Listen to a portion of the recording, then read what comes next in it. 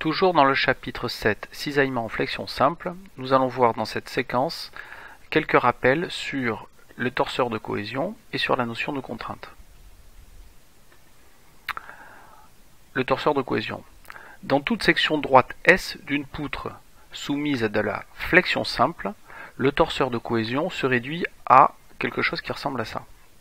Dans le cas le plus classique, dont le torseur de cohésion, nous avons un effort tranchant suivant Y et un moment fléchissant MFZ autour de Z. Ça c'est le cas où une force s'exerce suivant l'axe Y d'une poutre qui serait alignée avec l'axe X.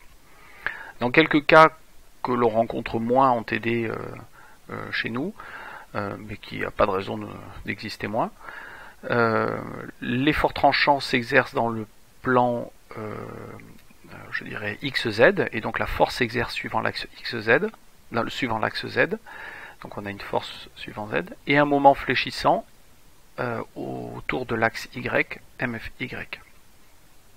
Dans certains cas, nous ne pouvons négliger l'effet de cet effort de cisaillement, le TZ là, ou le TY est ici, qui va engendrer une contrainte tangentielle que l'on doit savoir déterminer. En effet, dans la plupart des cas étudiés de poutre en flexion, la poutre risque de casser à cause du moment fléchissant. Ce moment fléchissant va générer des contraintes sigma qui seront souvent la cause de, le risque de rupture principale. Mais dans certains autres cas, TY est dominant par rapport à MFZ et il faut être capable de déterminer la contrainte qui va être générée par TY. C'est d'autant plus vrai dans le cas notamment des poutres en sandwich,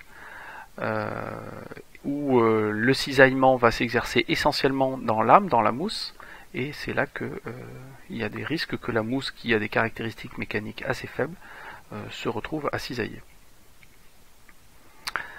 La notion de contrainte, notamment de contrainte normale et tangentielle.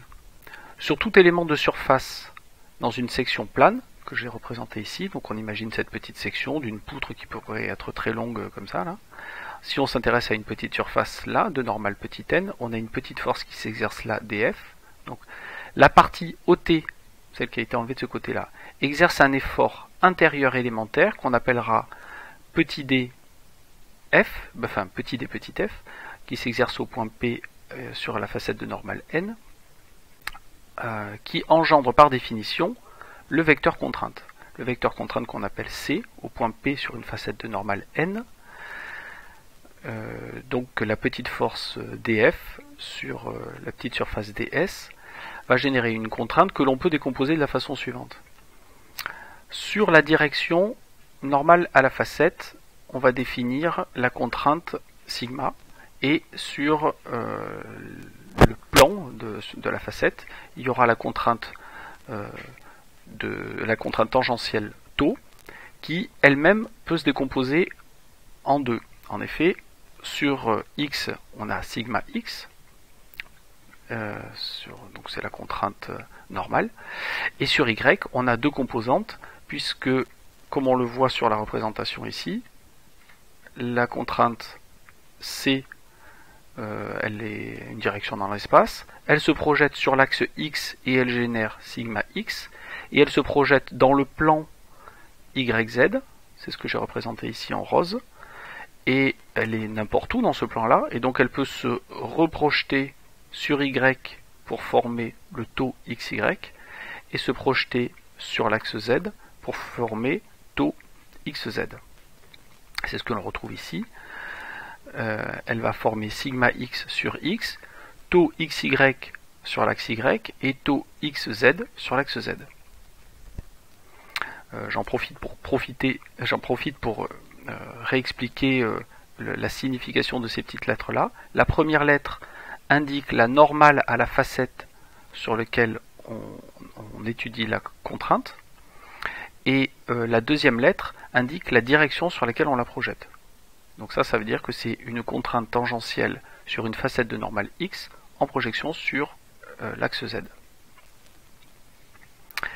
Eh bien, si on considère un point du milieu étudié et que l'on que l'on étudie, que l'on isole un cube élémentaire dx, dy, dz, c'est ce que j'ai représenté ici, dx, dy en hauteur et dz en profondeur, et que l'on construit le trièdre x, y, z, et bien sur chaque facette du parallélépipède, le vecteur contrainte s'écrira dans la base x, y, z, par exemple, pour la facette orientée par x, cette facette que j'ai dessinée ici en gris, on a la facette de normale x, et bien voilà, on a le vecteur contrainte C projeté dans le plan YZ qui se projette sur Y et sur Z.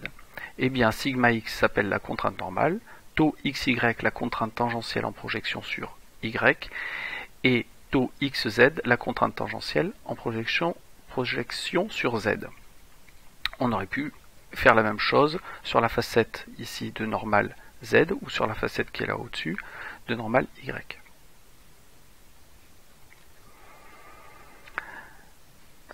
Rappel sur le théorème de réciprocité des contraintes.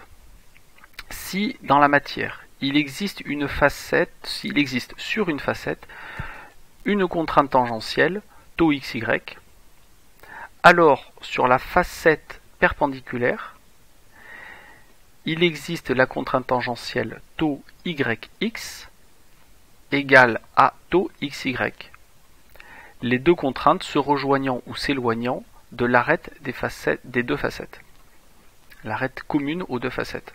Donc là, la première lettre est un x, donc c'est la contrainte tangentielle sur une facette de normale x.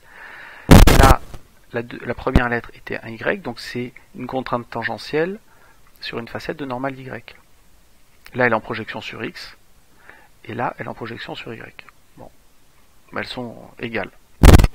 Et elles se rejoignent ou elles s'éloignent par rapport à l'arête qu'elles ont en commune. Bon, plus simplement, la mise en évidence des contraintes tangentielles. Sur une poutre de section carrée constituée de lames, on imagine que c'est une superposition de lames qui peuvent glisser les unes par rapport aux autres, on constate une plus grande rigidité si les lames sont en position verticale.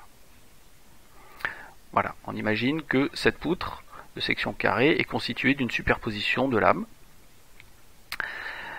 Si j'essaye de la faire fléchir autour d'un axe qui est perpendiculaire au plan principal des lames, il va y avoir une grande rigidité. On imagine que j'ai ici un cahier que j'essaye de faire fléchir autour d'un axe perpendiculaire à la face principale du cahier, je vais avoir beaucoup de mal. Dans le cas où les lames sont en position verticale, dans la position horizontale, on constatera un glissement des lames les unes par rapport aux autres. C'est le deuxième cas. Si maintenant je fais fléchir autour d'un axe qui est parallèle au plan des lames, là, et ben les lames vont glisser les unes par rapport aux autres, et je vais avoir quelque chose de beaucoup plus souple. En conséquence, dans une poutre monobloc, il n'y a pas de glissement des fibres les unes par rapport aux autres. Mais il existe des efforts de cohésion dans la matière qui empêchent ces glissements et engendrent des contraintes tangentielles. Voilà, si j'ai mis de la colle entre toutes les petites lames là, qui fait que c'est plus un assemblage de feuilles, mais c'est devenu quelque chose de monobloc, à ce moment-là, mon cahier devient aussi rigide qu'un bout de bois ou un bout de carton rigide. C'est bien la preuve que, en bloquant les mouvements des feuilles, j'empêche la transmission de contraintes de cisaillement, et voilà, donc c'est la démonstration assez simple de l'existence de ces contraintes tangentielles. Voilà pour cette petite séquence.